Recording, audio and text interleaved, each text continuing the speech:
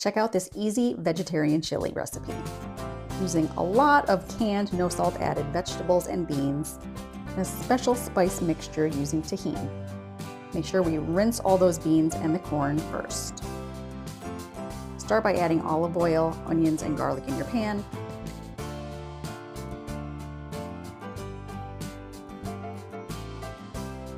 Then add all those washed and prepped veggies.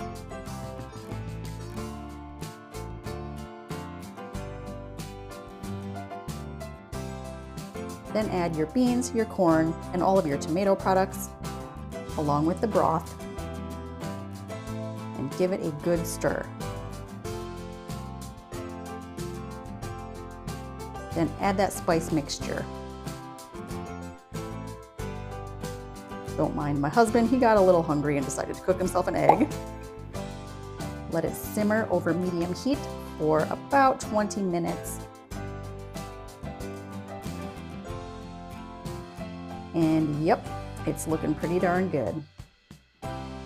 Turn off the heat and serve up a nice big bowl of vegetarian chili. Now you can serve this with crushed up tortillas, shredded cheese, sour cream, cilantro, maybe some pickled jalapenos.